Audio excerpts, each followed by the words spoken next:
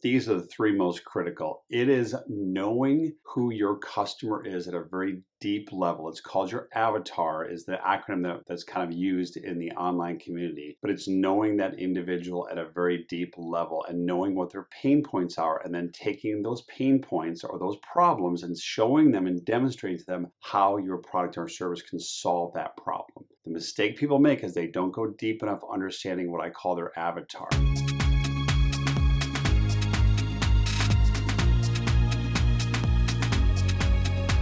It's time to reinvent.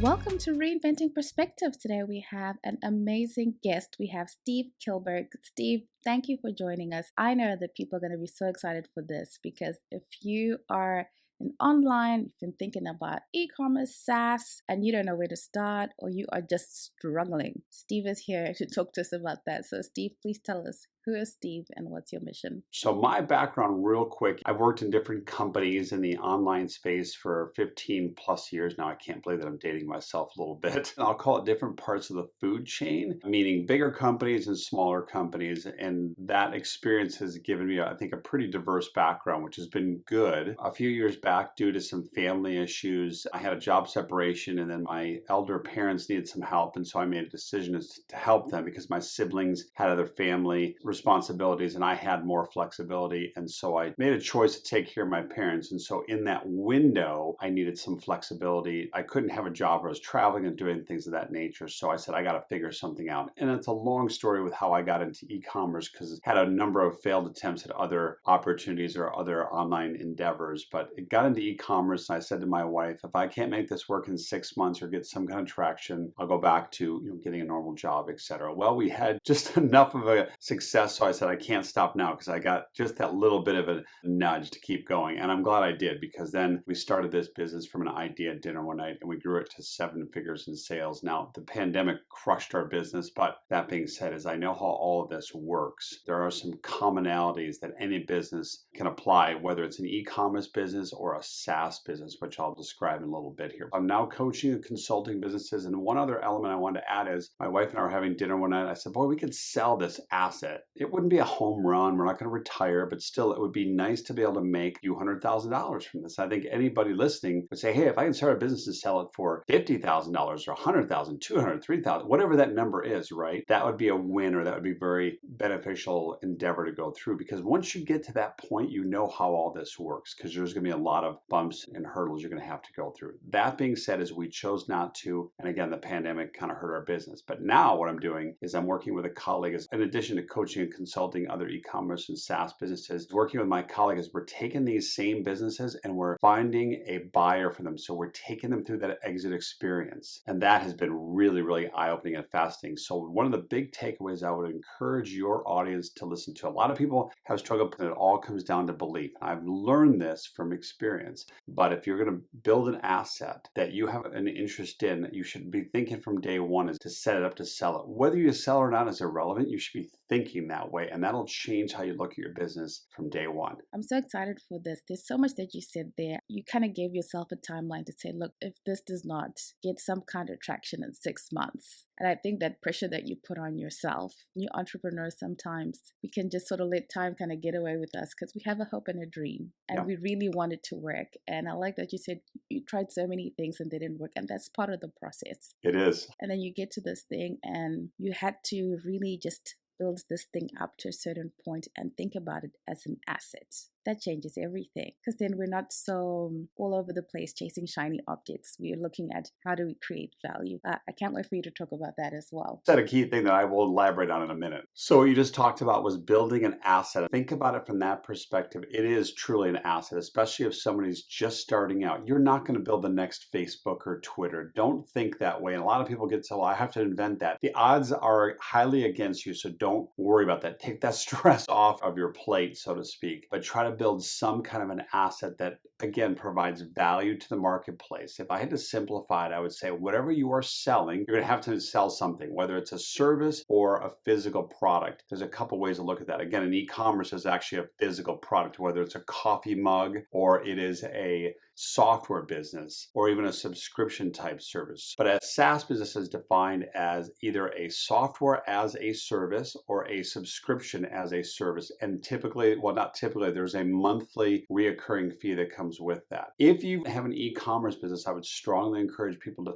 think about adding a SaaS component to it. It's like a subscription service. So whatever they're going into, they should be thinking of what can I add on to this to make it a subscription. Why that is so important, and this is critical, because it ties into all the other things to making this work, is at the end of the day, you are providing a product or service to the marketplace that solves a problem. And if you're providing value, people will pay you for that. And it's a competitive price, etc. Right? So you have to demonstrate that you can solve this at a reasonable price that people are willing to pay. And then you're basically creating a relationship with that customer. That's in a simplistic term how all this works. And if you can continue to provide enough value, enough people statistically will pay you, and you can then grow your business, which is really that asset. If you get to a certain spot, you don't have to have millions of dollars coming in to sell these assets. You would be shocked at the businesses that we have sold in the last year that have marginal profit, a number that is not so great. It's not like it's, oh my God, this has to be making $1 million a year, because again, that is unrealistic for someone, especially if they're starting out. Just getting to that point where you're even making $100 a month consistently, then $500 a month consistently, then $1,000 a month. If you can do that month over month, and at that point, you're going to figure some things out saying, okay, now I'm providing this product or service to the marketplace. They are paying me, and a lot of the light bulbs are going to come off because you're going to start to see how all this works, and then you start to add on more to that. So again, it ties back to thinking about this as an asset from day one, is building something but providing value to the marketplace. So I rambled on a little bit there, but I wanted to kind of interject that point if that was helpful, Priscilla. That was very, very helpful. You touched on so many things that sometimes we don't think about because we're just thinking about the excitement that we have to start this thing. And it's so important to get all those things in place, because entrepreneurship is hard, and to put in a lot of work that's sort of not well thought out, or to put in a lot of work that you're not really maximizing what you're getting out of, it's sort of really like a lost opportunity for the amount of work people give their lives to starting businesses. So thank you for sharing that, Steve. I'm going to jump into this because I know people have seen e-commerce, SaaS, they got so many questions. What are the top 3 areas that you'd say all e-commerce or SaaS business owners should focus on? If I had to boil it down to 3, and there's a few more, but these are the 3 most critical. It is knowing who your customer is at a very deep level. It's called your avatar, is the acronym that's kind of used in the online community. But it's knowing that individual at a very deep level and knowing what their pain points are, and then taking those pain points or those problems and showing them and demonstrating to them how your product or service can solve that problem. The mistake people make is they don't go deep enough understanding what I call their avatar. Now, the great news is we are in early 2023, and the release of some new artificial intelligence tool has hit the marketplace. Artificial intelligence is not new. It's been around for a while, but there's been some newer developments, newer tools in the marketplace, which has really opened up the floodgates to a lot of people. If you can utilize those tools, because that's what they are, they're just tools to help you do some of that research a lot quicker. Because in the past, big companies had to have big budgets, right? And they had to do with these focus groups and do all this stuff to really understand their customer. You don't have to do that at all anymore. Even prior to these AI tools, you could do it online. But now with the AI, you can do it literally in this matter of minutes. But you have to know where to go and how to prompt the AI tools to get that data. That's the hard part. But the good news is it's available to anybody if you know what those prompts are. So the reason that that's important is when you understand those frustrations, those pain points, those challenges of your ideal customer, you can then demonstrate through video, through written word, and through marketing how you can solve that problem. Because again, you're going to need at the end of the day to get eyeballs to your, if you're again trying to e-commerce or SaaS, you're going to need to get eyeballs to your website or however you're going to actually take that transaction. And you don't need to do anything clickbaity or any spammy or anything nefarious. You don't need to. A lot of people fall into that trap. It's not needed to do this ethically and do it the right way, because you can still build this asset up and sell it, right? That's the number one thing, is knowing who your avatar is and getting really, really deep on who that person is. The next thing is to build an email list. I know a lot of people kind of cringe at that. I used to, because you're like, oh, I don't want to build a list. It takes a lot of work, and I don't want to spam people, because nobody wants to be receiving spam, and nobody wants to, if you're an ethical person, wants to be sending out spam. However, at the end of the day, what is an email list? Now it's also an SMS list, right? And SMS is the same way. Nobody wants to spam people through text messages and through SMS. I get that, right? However, if you use it effectively, at the end of the day, you are opening up an opportunity to solve a problem for either your current customer or your existing customer. And what is it? It's actually eyeballs and attention, right? That is how a small business, especially a new one starting out, can compete with big companies. I'm going to give you a good example. When we were running our e-commerce business and we were chugging along, my wife and I were fortunate enough, both like to travel. We were doing well enough. We were traveling the world. And here was a guy on his laptop literally traveling the world, and I was competing against one of our top competitors was running television ads, which is the most expensive medium to get sales in primetime television. And I would see those ads and I would laugh. Once I understood what was going on here, I'm like, I'm a guy with my laptop, but I'm not spending millions of dollars. I'm spending just a little bit of money here, but yet we're making profit and we're growing the business. And yet we were traveling the world and our business was growing. And it was crazy. Once I understood how all those things came together, it was mind blowing. But you had to go through all those rough spots to get to that. So that's the second one, is building a list and then effectively, not spamming people, but you have to communicate with people frequently. A lot of people think, I don't want to bother people. I don't want to spam them. People are not thinking about our business as much as we are because it's what we do. They're busy with their lives. We all are on email lists. We get an email. You're like, oh, yes, I know them, but I don't have time for this. I'm not going to bother to read this. I'm not going to unsubscribe. And even if I keep getting emails, I'm not going to do that. And if I wanted to, I will do that. And that's okay, right? Understand that that's okay. But at the end of the day, though, people are not paying attention to us as much as we think they are or we would like them to, but that's the reality. But that's why you need to build a list, because then it becomes just more numbers per se, and you don't even have to have a big list to make that list produce revenue and profit for you. Which leads into the third point, is if you build a list, you can create sales with people on multiple occasions, because at the end of the day, you need to know your numbers of your business front to back and back to front. That is one thing that I did understand very acutely when I started this, is I needed to know my numbers. And I literally knew my numbers down to the penny, and that's how I could compete with one of our biggest competitors who was running primetime television ads, because I didn't need to. I was running ads on just social media and we were competing. We weren't making millions of dollars, but I was generating tons of revenue and profit for us to be able to grow our business to 7 figures. Again, once I understood how all that stuff works. So the three things again are knowing your avatar at a deep level, which I did know, so we could communicate and show them how we could solve their problem. We built a list. We didn't do a great job of it. That was one of the mistakes we made, but I understood this. Now I really understand it because I'm selling these businesses. It's the number one mistake every business that we sell makes, is I'll ask them, how big is your list and how much is it making you? And they don't know the answers. The latter part of that question is they don't know how much it's making them, and they should know that down to the penny every month. And they don't, or down to the dollar, and it's sad because they're leaving money on the table when they go to sell their asset. But that's a little bit related. And the third thing again is just knowing your numbers. Just a quick ask. If you're finding this information helpful, please share it with someone that you know would love this conversation and would find this information beneficial. Thank you again for listening in. And let's jump back into our conversation. For the new entrepreneur who's starting and they're looking at e-commerce and they're thinking, wow, there's so much competition in just everywhere you look, because it looks like everybody just jumped online, and they're thinking to themselves, well, how am I going to compete? I like that you say you're watching this big time competitor running the TV ads and you were just giggling a little bit. I love that, because when you know what you're doing, the mindset, kind of that overwhelm of, gosh, everybody's doing it. Oh man, because we played in a very competitive space. My wife and our e-commerce business was in the fitness space. So as you can imagine, fitness is highly competitive, right? We were selling smaller items that were lower ticket. But for me early on, it was just trying to figure out how can we make this work? Because I just wanted something to sell, right? And I pushed through and got to that point. But the critical thing that I would tell people, which I think relates back to your question, is if you're going to get into e-commerce, don't chase the money. You're like, oh, I can make all this money selling this widget. Don't do that, because here's what's going to happen. In 6 months from now, when you get a challenge, because you will, are you going to be able to push through that challenge that you have on this product that you're going to make a bunch of money on? And the odds are no, you're not, because you're going to get shiny object, because you're going to get new things coming at you all the time, and you're going to shift your attention, which will not allow you to overcome that challenge. So pick something you have an interest in. Yes, the money is important, but don't start off from this thinking, I'm going to sell this widget because I can make a bunch of money from this. And I see people make that mistake time and time again, because with e-commerce, there is capital that's going to be required to some degree. Now, I don't want to scare people and say you need tons of money. We made some decisions to go down a path looking back that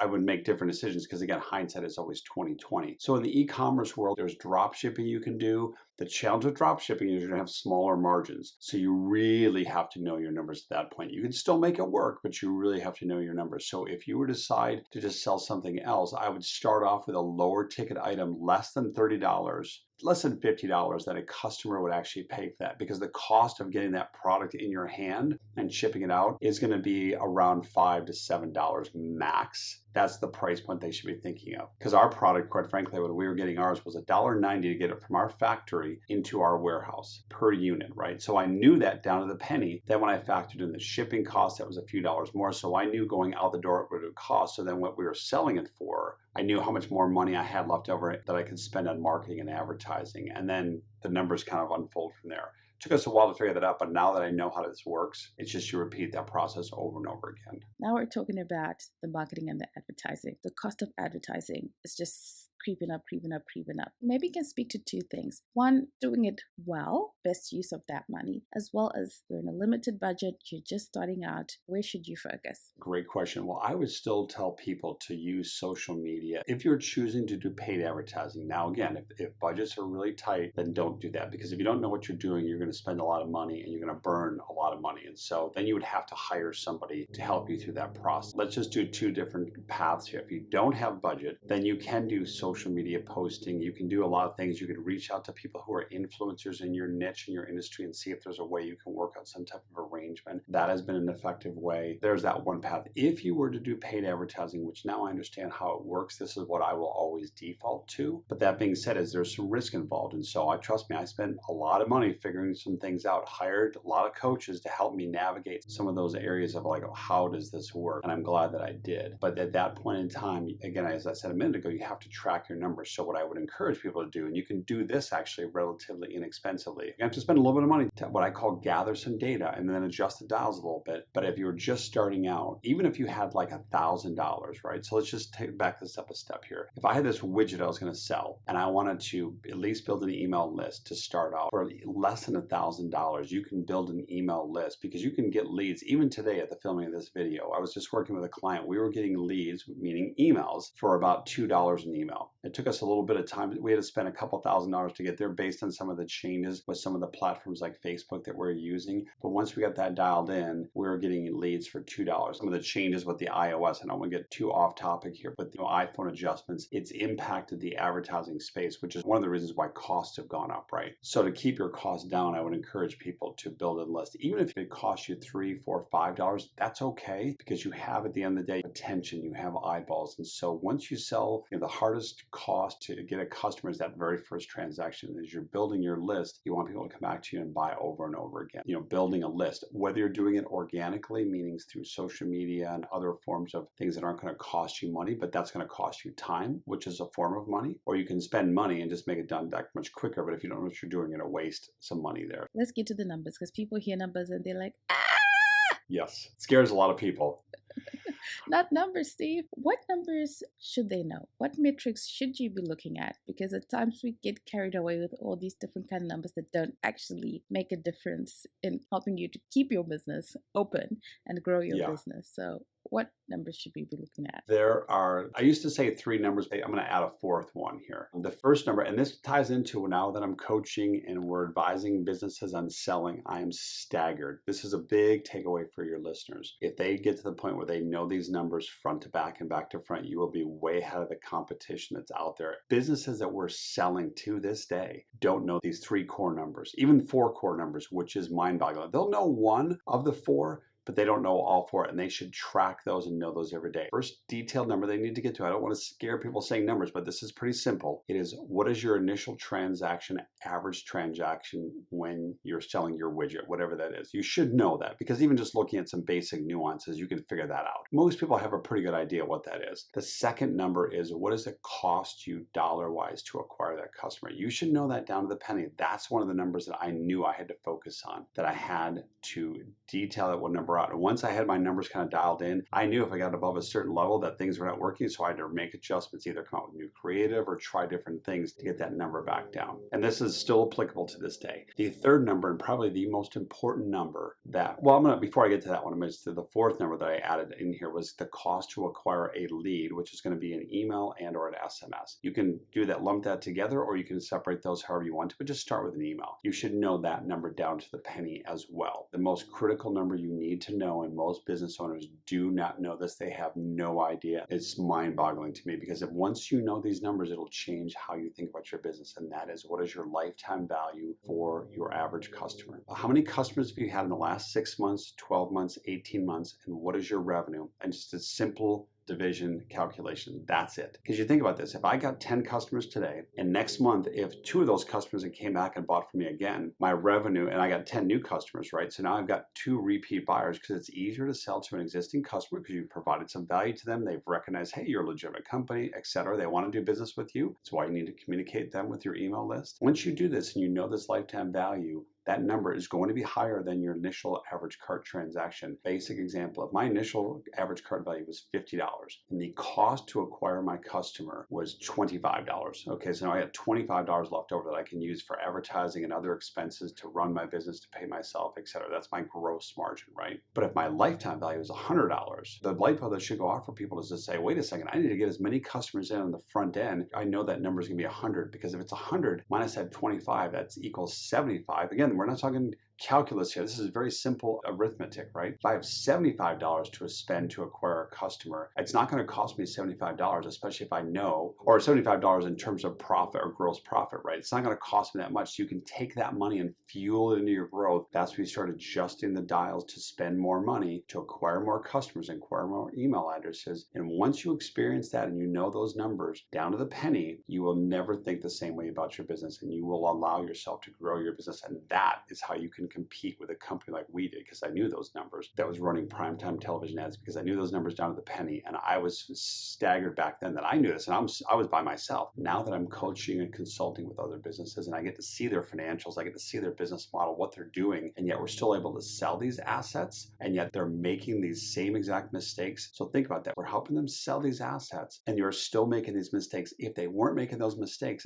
their asset would be worth so much more money, which at the end of the day, if you're a business owner, if you're going to sell it, you want to make the most money. We want you to as well. But because you don't know those things, it's not changing the way you think about your business. Valuation of your business is lower because of that. I'd like to talk about your journey a little bit. You talk about joining masterminds and getting a lot of coaching. To someone who's starting out and they're seeing all these high-ticket masterminds, let's call them that, and they're not sure, can I spend that money? First of all, it sounds like a lot of money because you're just starting out, and is it even going to be worth it? Oh, that's such a great question, because I've joined many masterminds. Some are better than others. It depends on where you're at in your journey, right? Because we're all just going on a journey. But at the end of the day, we're just taking a journey. We want to transform and grow all this to the next level. And I would encourage people to, this is my opinion, I would strongly encourage people to get a coach or to join a mastermind. And you want to be around people that are in the same genre, like they're at the destination you want to get to. And what they're going to do by joining this mastermind, and it's going to be expensive. The reason that they're paid is a couple reasons. Is if you don't pay, you're not going to pay attention. I mean, think about this. If you spend thousands of dollars to join this mastermind, you're going to pay attention and hopefully do the work that they're telling you and the relationships you're building, right? Because that's the other key takeaway with joining a mastermind, is the relationships you're going to get from that. The reason that people charge high ticket fees for those things is to weed out people. That's one of the core reasons they do it. Because if it's free, no one's going to do the work, and then people are going to complain because they're not doing the work. That's really what it comes down to, is they're not doing the work, and they complain and say this stuff doesn't work and this is a scam and blah, blah, blah. And they're the ones that are really hurting themselves at that point. And I know this because I did this when I was first on. I'm like, I'm not spending that kind of money for something that's ridiculous. I'm smart. I can figure this out. And then I didn't. I struggled. So then I finally had to swallow my pride a little bit and realize we had to pay to have someone help us. And I've joined many masterminds, and we're actually going to join another one here, at some point. When we got to find the right one, because as you go through your journey, you will kind of outgrow the one that you're in. And you're like, okay, I need to find a better one that's around where I'm now at in my journey based on what my goals are with the business. This is a selfish question for me, Steve, because I have been following Russel Brunson and I read the books. My mind was blown away.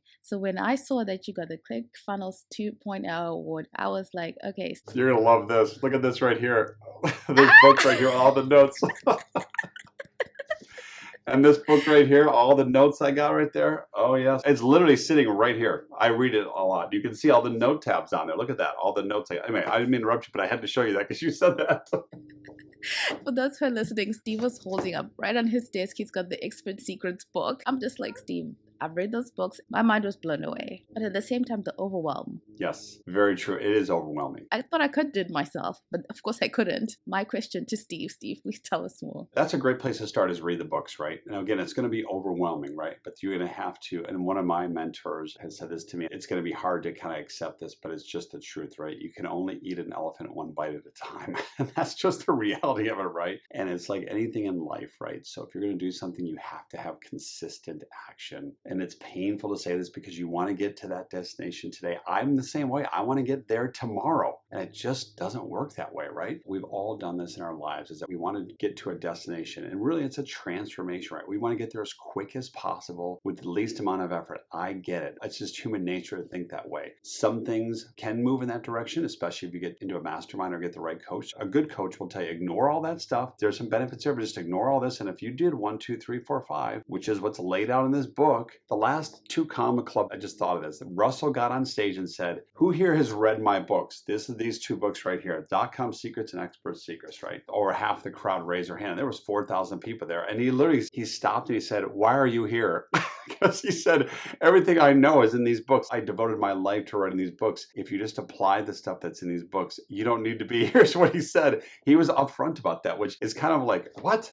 What? But again, but we go to those live events because we want the human connection. We want to build those relationships, right? So at the end of the day, it can be overwhelming, but you just have to follow what's laid out and just do one step at a time and do consistent action. One of the key takeaways, as Russell talks about in the books, is that he talks about what's called publishing every day, right? Which is publishing content, whether it's through Twitter, whether it's through Facebook or Instagram or whatever that is, or your blog or your website. You must publish some form of content. That is the free version. So if people don't have the capital right now, it is start publishing every day. Now, Russell is a big advocate of video, which I am. Right now, we're doing this on video, which you and I both have no problem doing video. A lot of people are hesitant with that, and I get that. But my advice to them would be, you have to kind of get over it, right? You will find haters out there. And if you believe in what you're doing and you want to go through this transformation, you just have to ignore it, right? Like if you have something, a skill set that you have, and you're not sharing it with the marketplace, you're not offering that as a service, you're being very selfish. It's painful to say that and accept that because you think I'm not good enough and all those things that go into our mindset, right? You're being very selfish. You're not serving the community as a greater by not offering how you could help somebody. Because at the end of the day, we all need and want help. And if you can resonate with somebody, then that's where a transaction will happen, right? So then that evolves into so much other stuff. To our audience, please get those books, Dotcom Secrets and Expert Secrets by Russell Brunson. What is your number one book that you would say to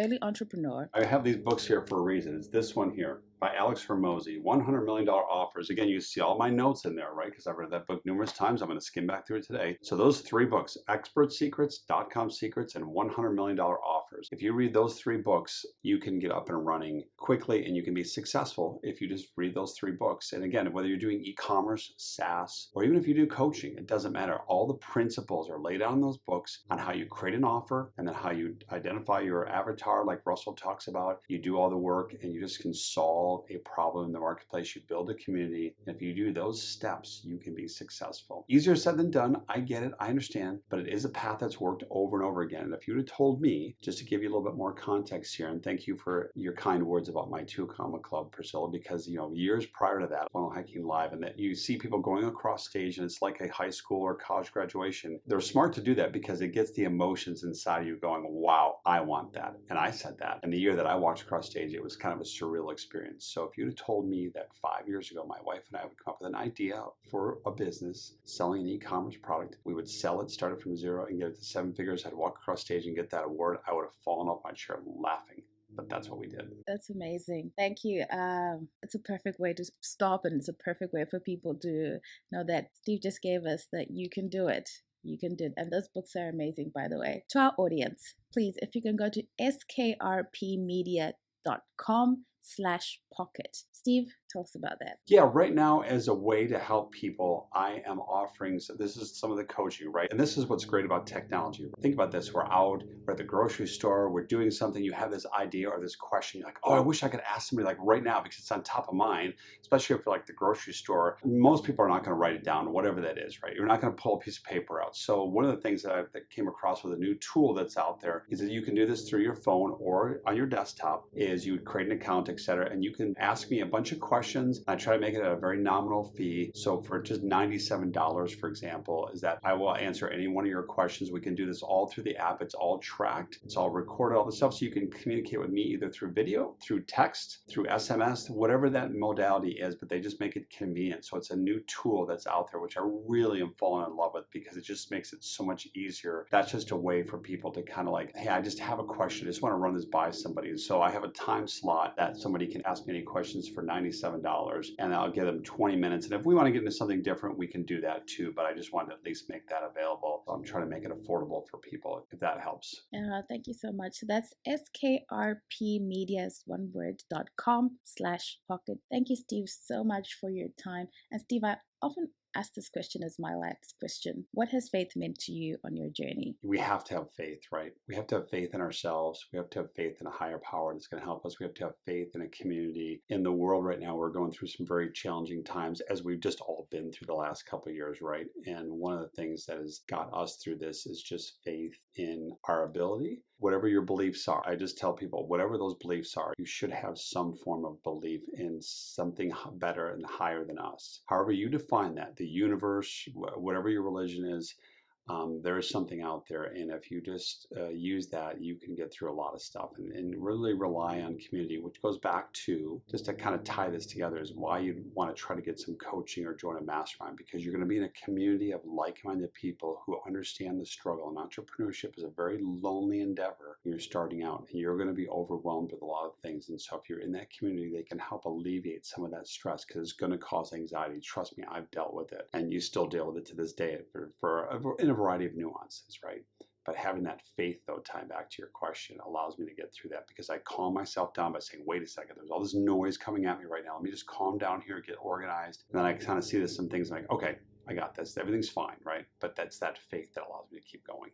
Thank you so much, Steve. Thank you for your time, sharing your story and your experience. And I know this is going to make a difference. Please, when you listen, apply, and let's get our businesses moving the way they should be. Thank you, Steve. Thank you, Priscilla. Thank you very much. I hope you got a lot of information, a lot of actionable things out of these episodes. Please support us by going and leaving a review in your podcast listening app. Thank you for choosing to spend your time with the Reinventing Perspectives podcast. We value you. See you again next week.